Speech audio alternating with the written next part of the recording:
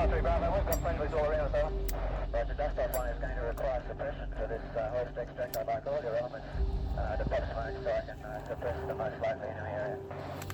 This is Night 3 Bravo. Well, this whole area just here belongs to us. Here towards the base of this hill, I believe there's no friendlies, but you have to check with Night 3 Echo on this hill. Night 3 Echo, step 1, did you copy that? Night 3 Echo, affirmative. I also popped thermal at the same time, apparently then, because I'm on a different side of the ridge. However, if you would suppress...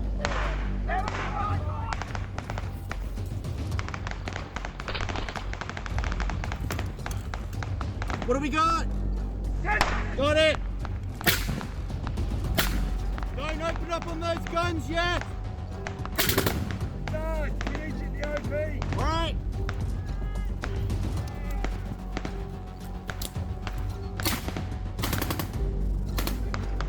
200 meters! 3 enemy moving left and right!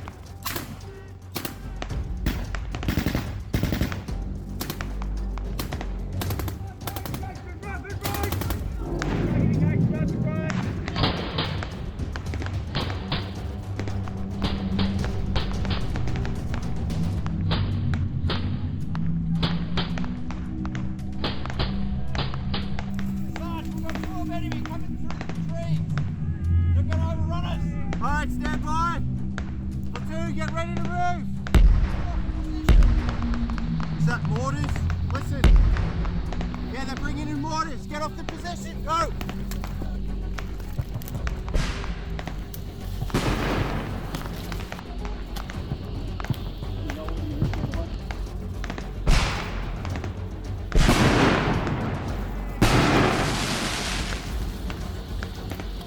We're gonna run into the other platoon. Where? Contact front! Platoon moving left and right!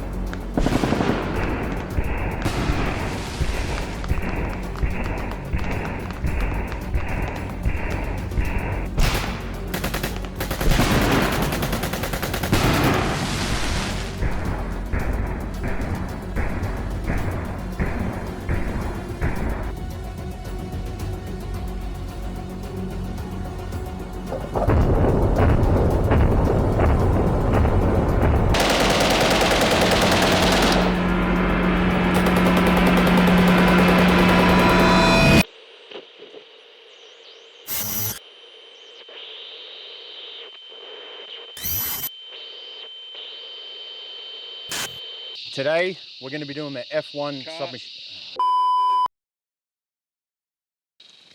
Yeah, it's an F1 Owen, right? No, it's not. What is it? F1. Today, we're going to be doing the F1. Does that look right? That's better. We got it? Okay. Today, we're doing the F1 submachine gun. Aussie built, Aussie made. Crike! And we're going to dive into the gun and show you all about how it works.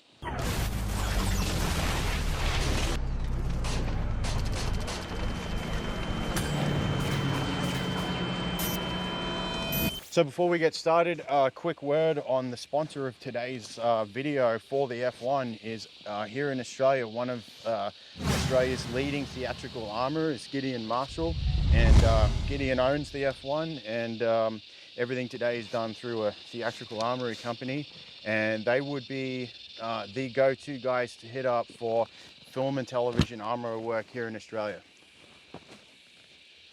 Sound good? Hold on, my phone's ringing.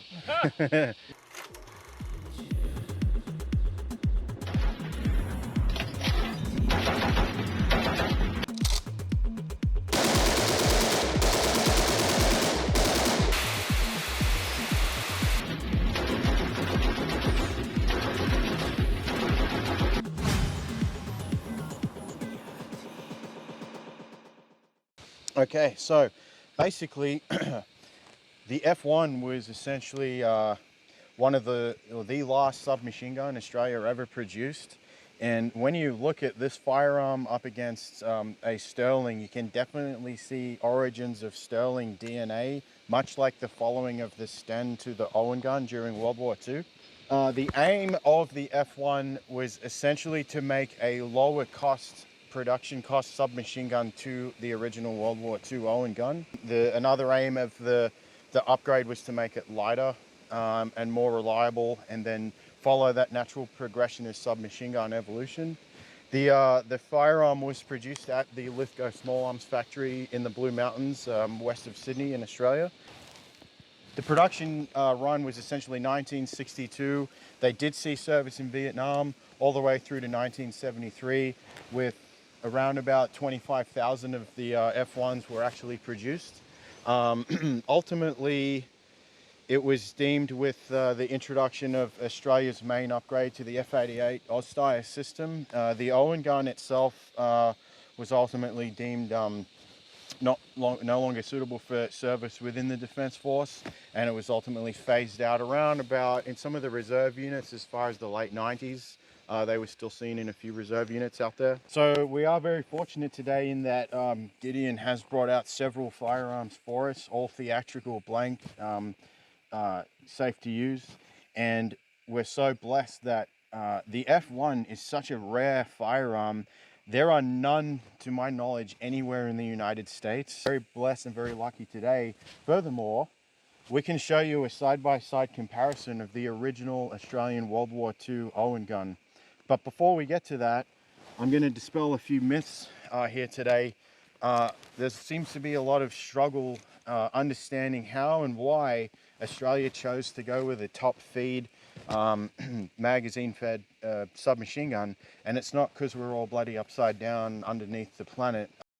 Before we go into understand the F1, it's important to understand how and why the Owen gun itself was actually designed this way. Now, this video is not about the World War II Owen gun. That will be for another time in the near future.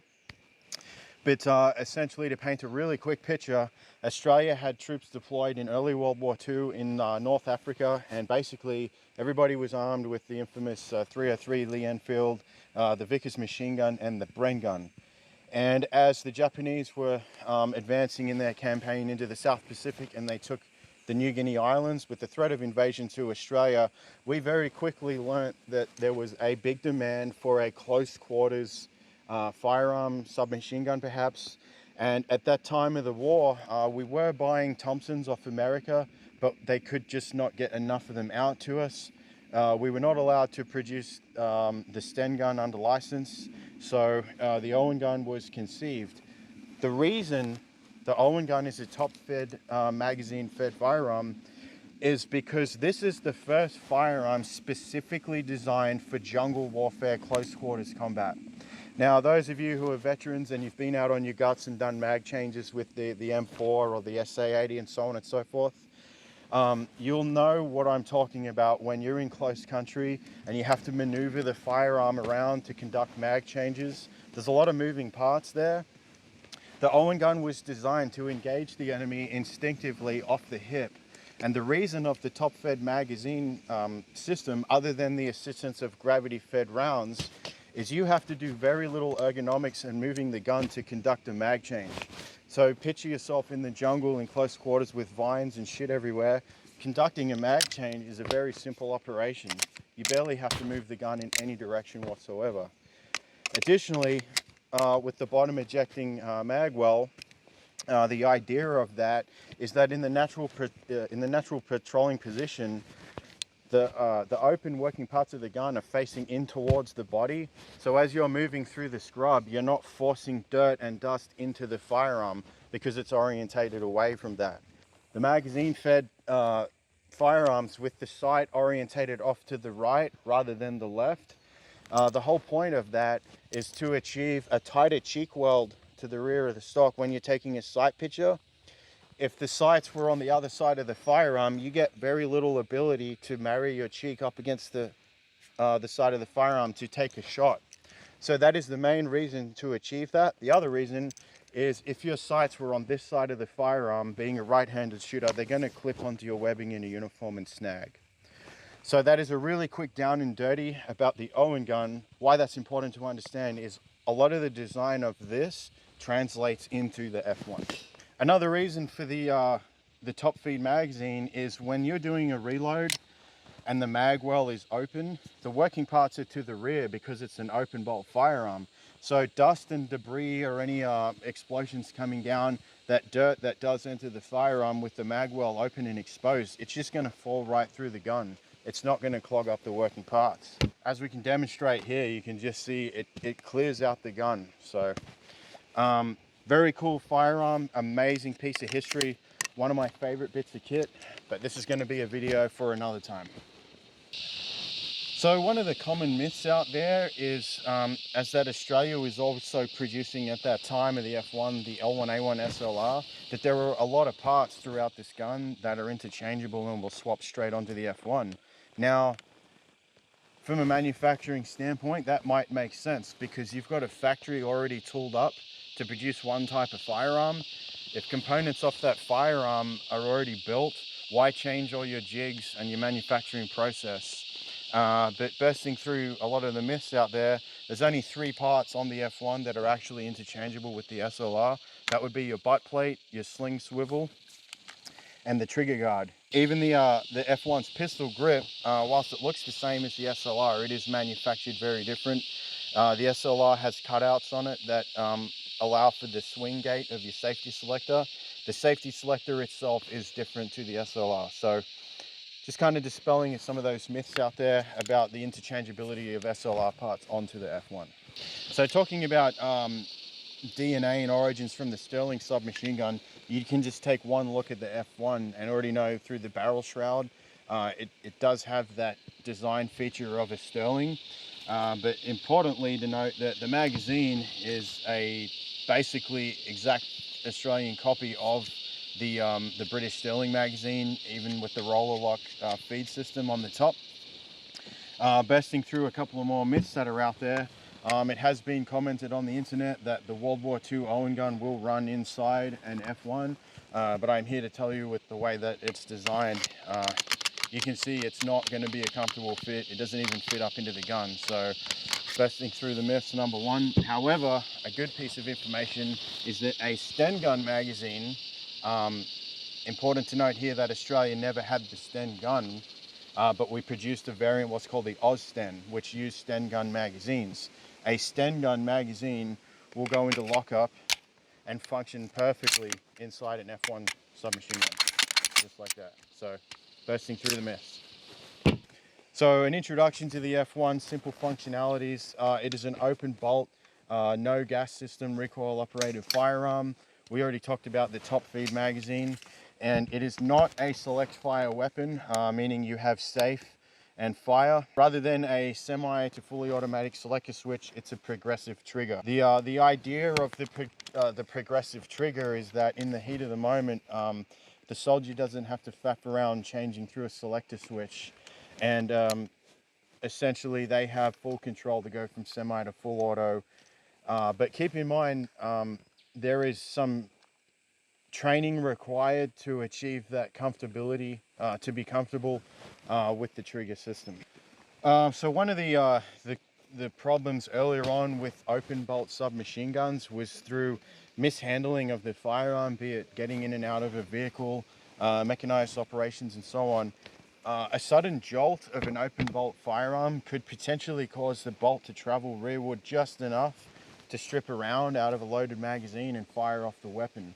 One of the safety features that the F1 actually came up with was when you have a loaded magazine and safe is applied, it actually locks the working parts forward. So they alleviated that safety issue with that feature. Safety features of the F1 is we already talked about the sights on the Owen gun, but that design carried over onto the F1 for the same reasons. The rear sight is actually collapsible. It has been said that it's flimsy metal and it would get broken and damaged. Throughout a lot of the extensive research and I've done and talked to veterans, I never heard of anybody actually breaking this sight, but it is also an instinctive close quarters weapon.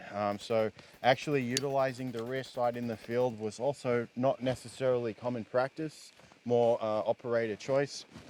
Other than your safety selector switch, open bolt firearm, and again, we already talked about that progressive trigger right there. You also have this piece of metal here right forward of the ejection port, that's actually a hand guard to prevent the operator mishandling the firearm and copying rounds ejecting out into his hand. So the whole point of that is to protect the hand. A really cool feature of the F1 is that it came fitted with a bayonet lug. So it's just a standard L1A1 SLR bayonet, but you can actually fit a bayonet onto the gun and go into battle and just stick them one. The F1 does occasionally get a bad rap from a lot of operators out there, and that might be said that you'd be better off with the bayonet. So something we're going to address in this video is talking to a lot of veterans throughout Australia that have used this firearm, the F1. It really does get a bad rap, but as it happens, veterans don't actually know a whole lot about firearms.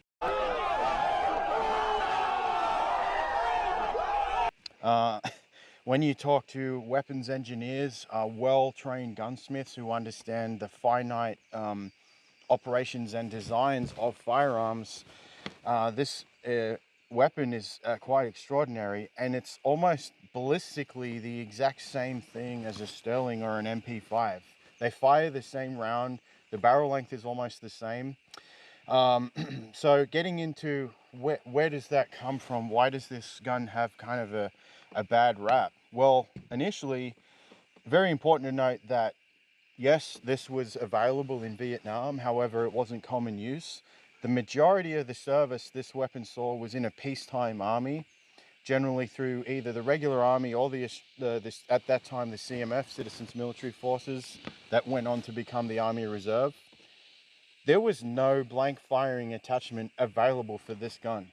So if you picture yourself going out on an exercise carrying one of these, and blokes to your left and your right have got either SLR or M60 with full plastic blank loads, plenty of BFAs, and everything they needed to rock and roll full auto in a contact on a training exercise, the poor bastard with the F1, he got 9mm blank, but with no BFA, he could sit there and kind of just perhaps do almost like a bolt gun.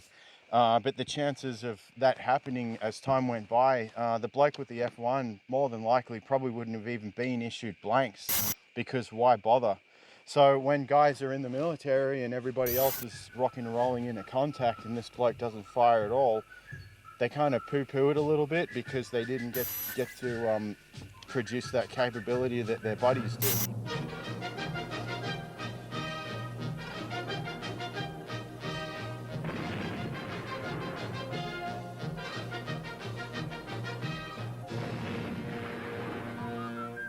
Do something for yourself.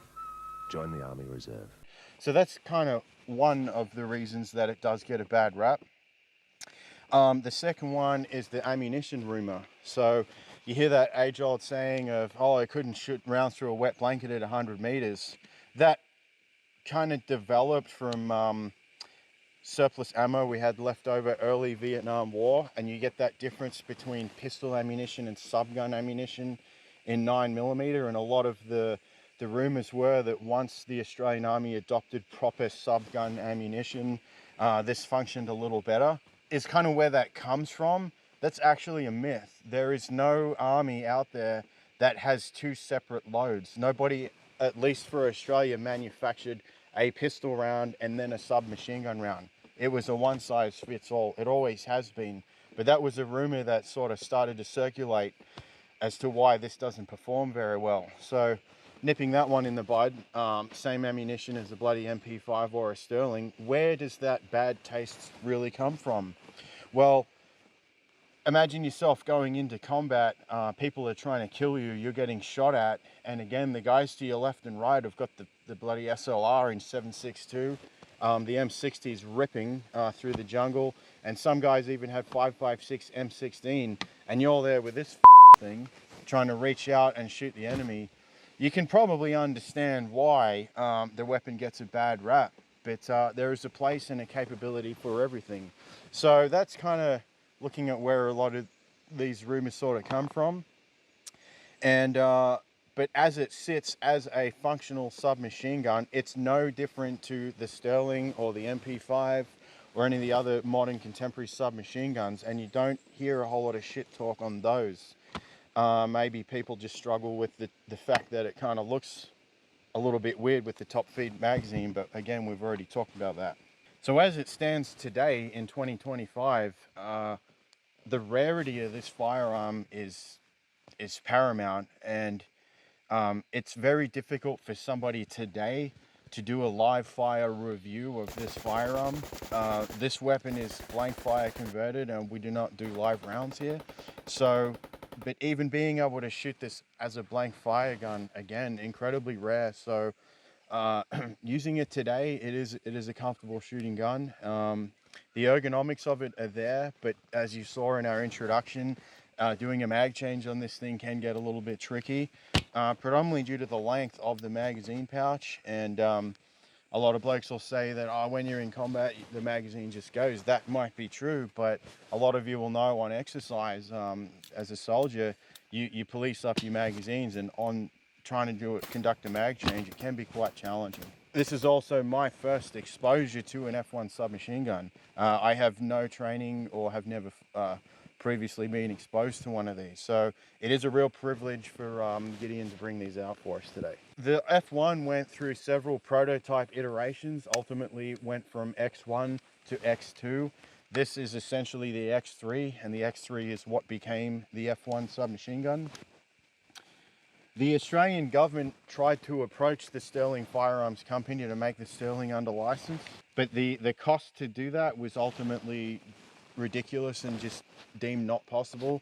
And as we had firearms production capability in Australia at that time, we went with the F1. So again, going back to who would carry this firearm, again, early Vietnam, it was essentially introduced into some of the infantry units, but very quickly with the introduction of the M16, the SLR, the M60, this ultimately went to a lot of the Pogue units out there.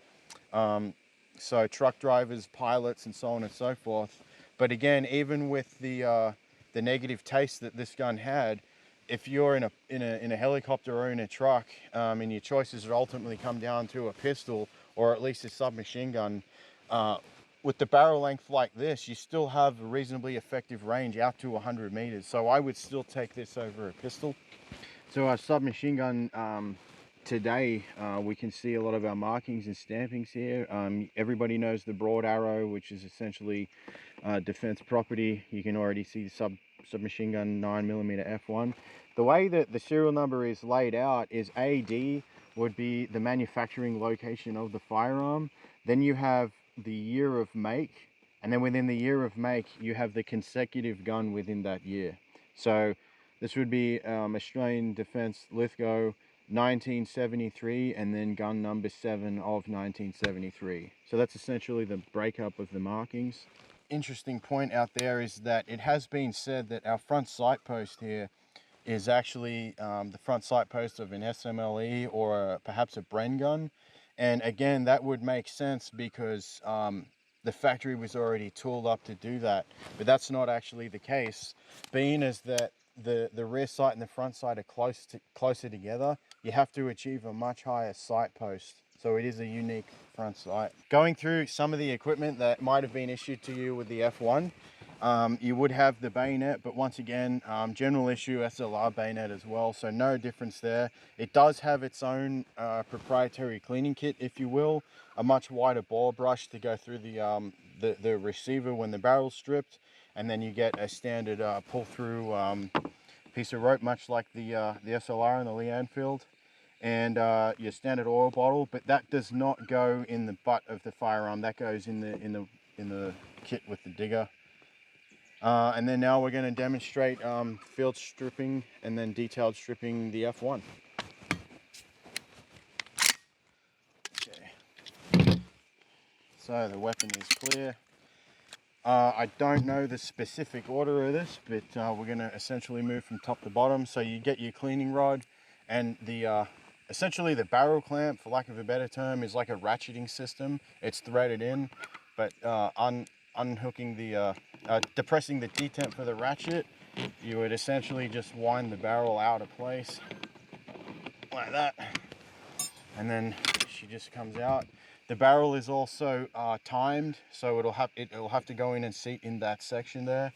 And then you also can see the extractor groove cut out on the barrel, and just like any good old open bolt subgun, your feed ramps are basically all the way around the base of the chamber there. So barrel removal, pretty straightforward.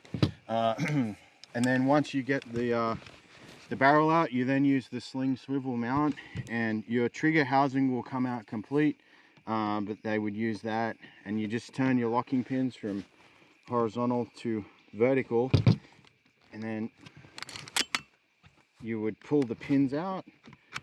Now I can imagine it might have been a little bit of a problem there for troops to have misplaced the firing pin, the trigger housing pins.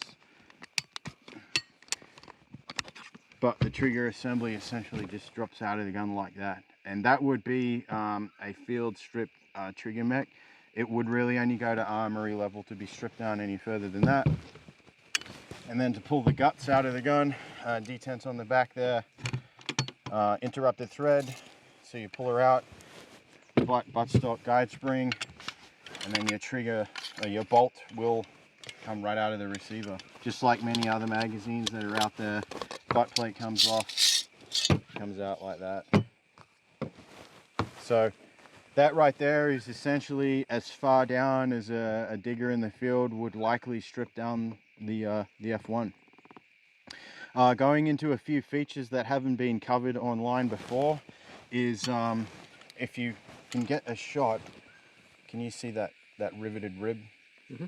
So there is a riveted rib that runs through the top of the receiver, and the whole idea of that is it's a timing mark, so the bolt rides on that riveted rib, but the idea of it is to stop bolt rotating. It stabilizes the bolt during its firing cycle.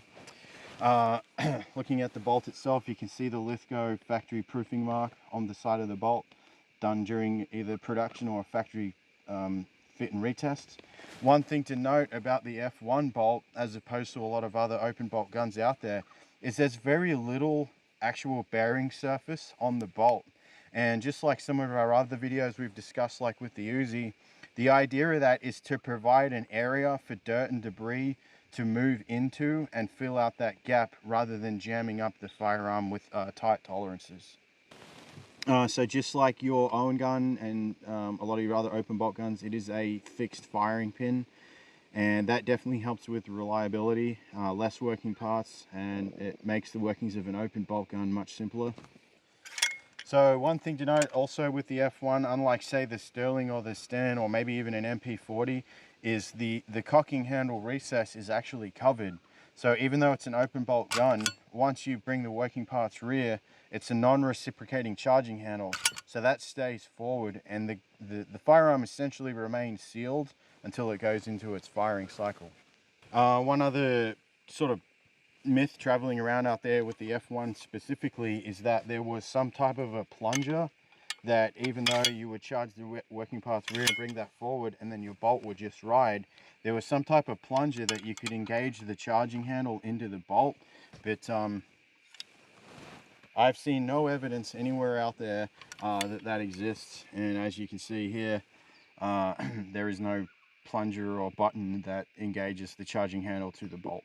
That's basically a wrap for the F1. I would like to say, as an Australian, it has been an honor and a privilege to bring to you more or less one of the first YouTube videos there is in detail of the F1 submachine gun in operation, fully functional.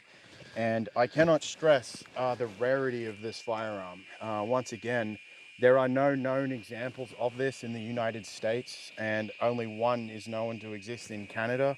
So none of which are available for firing demonstration currently. But today here in Australia, thanks to Gideon Marshall once again, we've been able to bring to you the F1. If you are a film and television producer and you happen to be traveling to Australia for a production involving firearms, you must hit up Gideon Marshall of Mars Film Guns. And this gun is one of many in his collection, all available for use and rental in film and television production theatrical armory. So Thanks again for watching. It's been a pleasure.